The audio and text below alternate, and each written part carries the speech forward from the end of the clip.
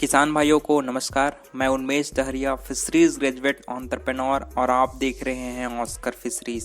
किसान भाइयों, आज के इस महत्वपूर्ण वीडियो में अपन बात करने वाले हैं रोहू मछली के पालन के बारे में, क्योंकि रोहू मछली को मीठे पानी की मछलियों में सबसे ज़्यादा स्वादिष्ट मछली माना जाता है। इस वजह से रोहू मछली का डिमांड है वो साल भर आपके भारत के सभी क्षेत्रों में बना रहता है। इस वजह से आसानी से मार्केट में आपका 150 से 200 रुपये किलो तक में आसानी से बिक जाती है। तो आज के इस इम्पॉर्टेंट वीडियो में मैं बात करूंगा कि आप रोहू मछली के लिए कितने बड़े तालाब की आपको ज़रूरत है, आपको कितने रोहू के बच्चे तालाब में डालने हैं, उसका फीडिंग मैनेजमेंट कैसे करना है, उसके अलावा उसमें कौन कौन सी बीमारियां लगती है और आपको वाटर पैरामीटर्स को कैसे ध्यान रखना है। ये सारी महत्वपूर्ण बातें हैं मैं आपको इस वीडियो के माध्यम से शेयर करूंगा। पहले बात करते हैं, आप रोहू मछली के पालन के लिए आपको तालाब का तैयारी कैसे करना चाहिए। आपको मिनिमम दोस्तों 0.5 से 2 हेक्टेयर तक आप तालाब का क्षेत्रफल होना चाहिए, और इतना भी अगर नहीं है आपके पास तो मिनिमम आधा एकड़ से 1 एकड़ का आपका तालाब का क्षेत्रफल जरूर होना चाहिए। और आपको अपने पानी का जो डेप्थ है, गहराई है, वो 1.5 से 2 मीटर है, वो मेंटेन रखना है। उसके अलावा तालाब निर्माण के समय एक बात है कि आपको अपने मिट्टी की क्वालिटी ज़रूर चेक करवानी है।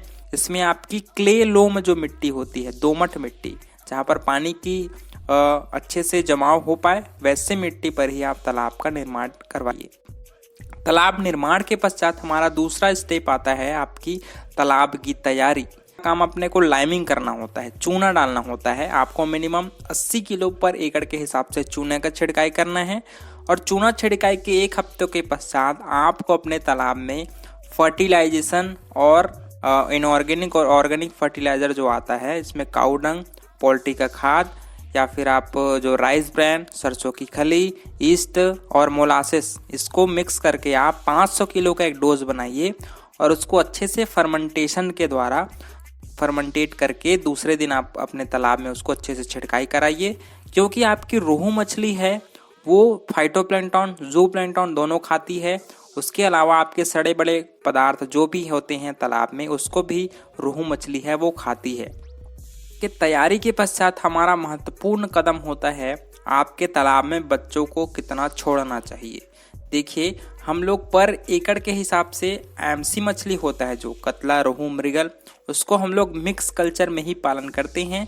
तो रोहू मछली को आप जितना भी मान लीजिए बच्चे स्टॉक कर रहे हैं पर एकड़ के हिसाब से 5000 मान लीजिए, तो आपको उसका 20% है वो रोहू मछली के बच्चे हैं वो अपने तालाब में डालना है। और बच्चे की क्वालिटी आपकी स्टंटेड होना चाहिए, मतलब आपको अपने बच्चों को स्पॉन मान लीजिए अपन नर्सरी तालाब में रेयरिंग करके उसको फिंगरलिंग में बदलिए स्टंटेड। उसके पश्चात ही उसको आप अपने बड़े तालाब में डाल करके उसका पालन है वो कर सकते हैं। फीडिंग की बात करें दोस्तों, तो आपको चाहे आप फार्म मेड फीड भी खिला सकते हैं रोहू मछली को, या फिर आप कंपनी वाले फीड भी खिला सकते हैं। फार्म मेड फीड बनाने के लिए आपको या तो राइस पॉलिश, उसके साथ आप सरसों की खली या फिर आप बादाम की खली, इसको आप 4.1 के रेशो में, मतलब 4% आपका राइस ब्रांड और 1% आपका सरसों की खली या फिर मूंगफली की खली आप मिक्स करके मछली को भिगा करके खिला सकते हैं। इसके अलावा दोस्तों, अगर कंपनी का फीड आप खिलाना चाहते हैं तो आप अच्छी कंपनी की जैसे एबिस या फिर कारगिल या फिर सीपी कंपनी का जो फीड आता है, जो बढ़िया क्वालिटी की हो, जिसमें आपके मिनिमम प्रोटीन का परसेंटेज 28% तक आपकी होनी चाहिए, उसको आप अच्छे से रोहू मछली को खिला सकते हैं। एक और दिक्कत आती है किसान भाइयों का कि आजकल फीड का कॉस्ट बहुत बढ़ गया है। इसको कम करने के कुछ तरीके किसान भाई पूछते रहते हैं। तो इसका एक तरीका है, आप ये कर सकते हैं कि एक टाइम मान लीजिए आप सप्लीमेंट्री फीड के रूप में आप कंपनी वाला फीड खिलाते हैं, दूसरा टाइम आप जो फार्म मेड फीड आपने खिलाना चाहते हैं जैसे राइस ब्रान या फिर ग्राउंड नट ऑयल केक, उसको आप दूसरा टाइम खिला सकते हैं। इससे आपका फीड कॉस्ट कम हो जाएगा। उसके अलावा आपको 1% में ही मछली को फीडिंग कराना है। मान लीजिए आपकी मछलियाँ 100 ग्राम से ऊपर की हैं तो आपको 5 से 6% उसके भार के अनुसार से मछली के आपको बच्चे को खाना खिलाना है। उसके अलावा अगर 500 ग्राम से बड़ी हो जाती है आपकी मछलियाँ तो उसको 3 से 4% मछली के भार के अनुसार से आपको रोहू मछली को फीडिंग कराना है। फीडिंग कराने के पश्चात दोस्तों आपकी एक और दिक्कत ये आती है आप वाटर पैरामीटर्स को मेंटेन रखने की। बहुत सारे फार्मर हैं उनको वाटर पैरामीटर्स को बिल्कुल ध्यान नहीं देते, इस वजह से मछली का ग्रोथ है वो बहुत ज़्यादा इफेक्टेड होता है। तो आपको मैं 3-4 इंपॉर्टेंट वाटर पैरामीटर्स बताना चाहूँगा, उसी के अनुसार से आपको अपने पानी को मेंटेन रखना है। पहला आपकी टर्बिडिटी, आपको 30 से 45 सेंटीमीटर के बीच में ही आपके पानी की टर्बिडिटी होनी चाहिए। उसके अलावा आपकी सैलिनिटी है उसको लेस देन 0.5 ppt होनी चाहिए। डिसॉल्व ऑक्सीजन है वो 5 ppm ज़रूर रूप से होना चाहिए। और अमोनिया का लेवल जो बहुत महत्वपूर्ण है उसको आपको 0.5 ppm से हमेशा कम रखना है अमोनिया का लेवल। उसके अलावा नाइट्राइट का level less than 0.1 ppm, nitrate का लेवल 50 से 150 ppm के बीच में आप इस पैरामीटर्स को रखिए। इसके लिए आप वाटर टेस्टिंग किट ज़रूर आप अमेज़ॉन या फिर फ्लिपकार्ट से ऑर्डर कर लीजिए, ताकि आप समय समय पर 15 दिनों में एक बार आप अपने वाटर पैरामीटर्स को चेक कर पाएँ। रोहू मछली पालन में 1-2 बीमारियां भी लगती हैं, जिसमें सबसे महत्वपूर्ण आता है आपकी अल्सर की। जो लाल लाल चकत्ते आपको रोहू मछली के शरीर में दिखाई देता होगा वो एक्चुअली एक बैक्टीरियल रोग है, और उसको कम करने के लिए उसके ट्रीटमेंट के लिए आप सिफाक्स का समय समय पर उपयोग कर सकते हैं।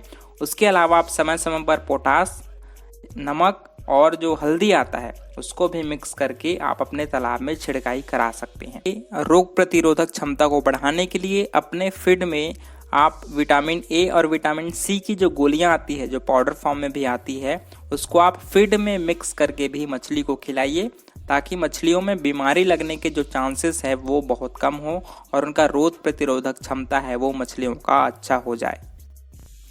स्टंटेड फिंगरलिंग बच्चे अपने तालाब में डालते हैं, खासकर अगर आप जयंती रोहू मछली पालन करते हैं, रोहू का ही एक प्रजाति है, तो वो आसानी से 7 से 7.5 महीनों में ही दोस्तों 1 किलो साइज तक पहुंच जाती है, अगर आप 150 से 200 ग्राम के बच्चे अपने तालाब में छोड़ते हो। अगर नॉर्मल बच्चे अगर आप छोड़ते हो रोहू का, तो वो आसानी से 10 से 12 महीने लगाती है। तो ये आपके ऊपर है कि आप बड़े बच्चे अपने तालाब में डाल रहे हो कि स्मॉल साइज के बच्चे अपने तालाब में डाल रहे हो, उसी के अनुसार से आपकी मछलियों का जो लाइफ साइकिल है वो कंप्लीट होता है। तो ये आप पर डिपेंड करता है। तो किसान भाइयों, ये रहा आज का महत्वपूर्ण वीडियो। इस वीडियो में हमने शेयर किया आपको तालाब की तैयारी के बारे में, मछली के फीडिंग के बारे में, और आपको कितने बच्चे अपने तालाब में छोड़ना चाहिए, आपके वाटर पैरामीटर्स और आपकी बीमारियां कौन कौन सी मछलियों को लग सकती है। तो इसके अलावा अगर आपके मन में कुछ भी डाउट हो उसको नीचे कमेंट करिए।